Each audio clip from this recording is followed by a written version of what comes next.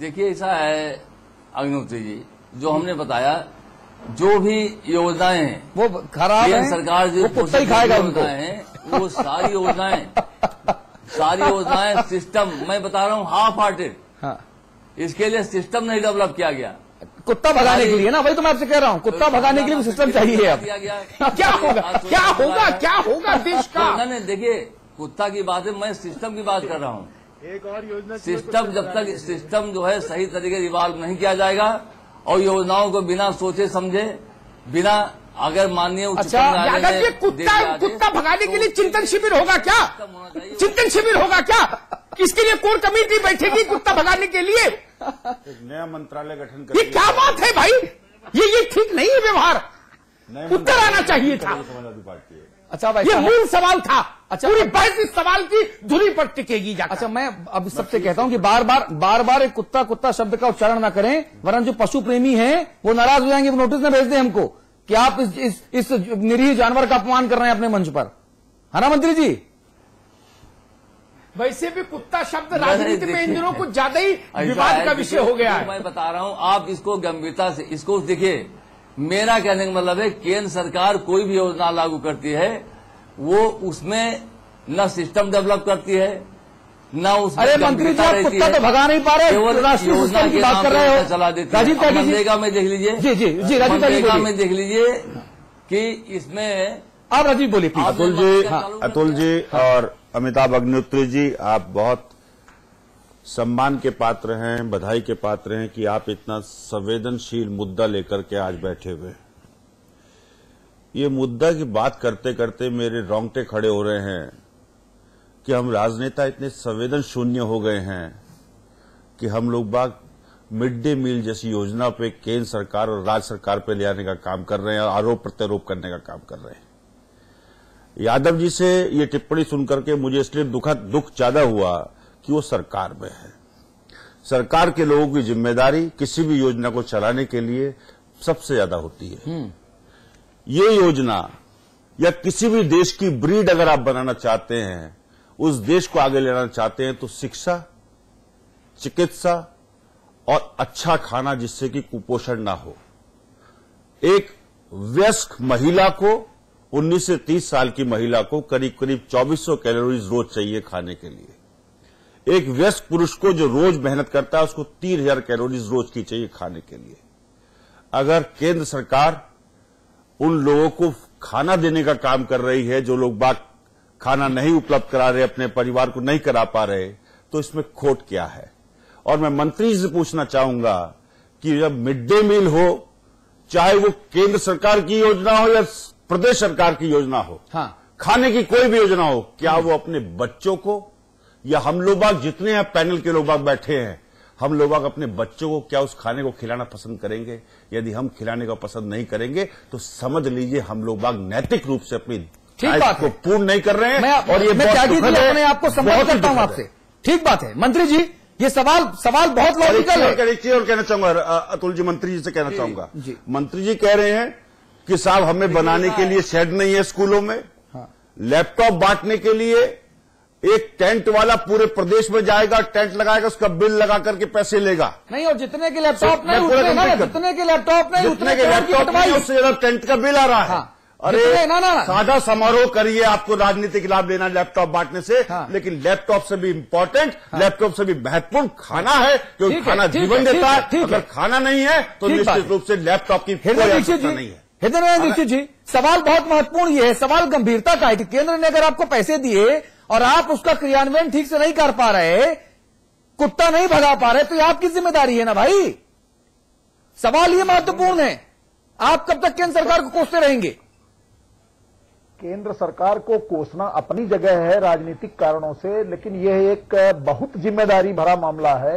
जो विषय आपके प्रतिष्ठित चैनल ने उठाया है, राज्य सरकार की तरफ से माननीय मंत्री जी का जो उत्तर आ रहा है वो बड़ा दयनीय है और बड़ा हास्यास्पद भी है। दयनीय ज्यादा कहना ठीक रहेगा।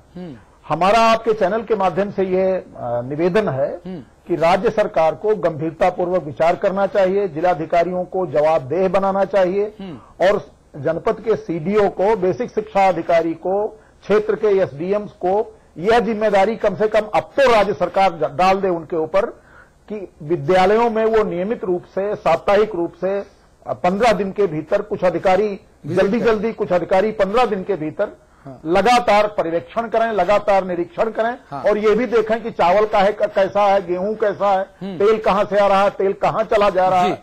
अगर सरकार इस प्रकार की कोई व्यवस्था बना सके तो उत्तम होगा, लेकिन चूंकि उत्तर प्रदेश की सरकार और उसके मुखिया और समाजवादी पार्टी के प्रमुख पूरी तौर पर इस समय चुनाव के मूड में है, इस तरह की मानवीय संवेदनाओं से जुड़ी योजनाओं के बारे में, उत्तर प्रदेश के किसी भी ठोस कार्य के बारे में समाजवादी पार्टी और उसकी सरकार की कोई दृष्टि नहीं। इस समय निगाह केवल चुनाव पर है। अगर इस संवेदनशील विषय को, जैसा आप लोगों ने उठाया, बहुत कायदे से आपके चैनल ने उठाया, बार बार बधाई, सरकार को चाहिए कि नए सिरे से निरीक्षण की व्यवस्था करें और हम समझते हैं कि इसमें से कुछ चीजें ठीक हो सकती हैं। नहीं, सरकार को निरीक्षण ना, सरकार निरीक्षण आजकल सिर्फ यादवों और मुसलमानों का ही कर रही है और यहां वहां थोड़े बहुत पंडित जुगाड़ लें तो निरीक्षण में काम आ जाए। प्रकाश पंत साहब, फाइनल कमेंट। मैं तो इंतजार कर रहा था कि कुर्सी खाली थी माननीय मंत्री जी की और माननीय मंत्री जी आकर के संभवतः ये घोषणा करते कि जो विद्यालय में ऐसी अनियमितता पाई गई है उस विद्यालय के लिए जवाबदेह बनाया जाएगा और जिम्मेदारी तय करके खिलाफ में कार्रवाई होगी। लेकिन यहाँ तो बात ठीक उलट हो गई। अच्छा ये होता कि इसमें केंद्र सरकार के माध्यम से दी जाने वाली धनराशि से, एफसीआई के माध्यम से प्राप्त होने वाली खाद्यान्न और उसके साथ साथ राज्य सरकार जो उपलब्ध कराती है उसकी मॉनिटरिंग, जो पंच स्तरीय जो हमारी मॉनिटरिंग व्यवस्था है, उस व्यवस्था को सुव्यवस्थित करने का काम राज्य सरकार करे। ये जवाबदेही राज्य सरकार की है और इसका एग्जीक्यूशन भी राज्य सरकार को करना है। इसलिए पूरे देश भर में इसको बेहतर तरीके से एग्जीक्यूट किया जा सके ताकि हमारे नौनिहालों का भविष्य आगे को ठीक हो सके। जी, और हीरा सिंह साहब, यही बात जो प्रकाश भाई और दीक्षित साहब कह रहे हैं, अमिताभ जी कह रहे हैं, सिवाय मंत्री जी के जो हम सब लोग सारे पैनलिस्ट आम राय रखते हैं, यही बात उत्तराखंड में भी देखी जानी चाहिए। हल्द्वानी, देहरादून और अलग अलग जगहों पर हमारे पास रिपोर्ट्स हैं। हालांकि वो इस वक्त आपदा प्रभावित क्षेत्र है, इसलिए हम वहां पर ज्यादा चर्चा नहीं करेंगे क्योंकि वो इस वक्त आपदा से निपटना ज्यादा महत्वपूर्ण चुनौतियां हैं। लेकिन नॉर्मल कोर्स ऑफ एक्शन में हमको इन समस्याओं की तरफ उत्तराखंड में भी ध्यान देना होगा। बिस्सा साहब, निश्चित रूप से ध्यान देना होगा। ये हमारे बच्चे हैं, हमारे नौनिहाल हैं, उनके स्वास्थ्य की, खाद्य, शिक्षा और स्वास्थ्य के बारे में हर एक को चिंता करनी चाहिए। ये कोई राजनीति यहाँ नहीं होनी चाहिए। जो कमी है उनको स्वीकारना चाहिए। और जो बच्चों के साथ खिलवाड़ कर रहे, मैंने जैसा कहा, भारत के भविष्य की पीढ़ी के साथ खिलवाड़ कर रहे, वो बख्शने लायक नहीं है। कहीं न कहीं जिम्मेदारी एसडीएम, डीएम, बेसिक शिक्षा अधिकारी और हम जनप्रतिनिधि को भी है। हमको सामूहिक प्रयास करके इसमें जहां कमियां दूर करनी चाहिए। एक बहुत महत्वाकांक्षी योजना है। मैंने कहा देश के 12 करोड़ बच्चों का भविष्य इससे जुड़ा, इससे खिलवाड़ नहीं होना चाहिए। जी, मंत्री जी, जो बातें आपने पहले कही, रटा रटाया टेप रिकॉर्ड ना बजाएं, खैर सीडी रिकॉर्ड आजकल चल रहा है, रटा रटाया सीडी रिकॉर्ड ना बजाएं, कुछ और नई बात अगर कहें तो फाइनल कमेंट 1 मिनट आपके पास है मेरे लिए।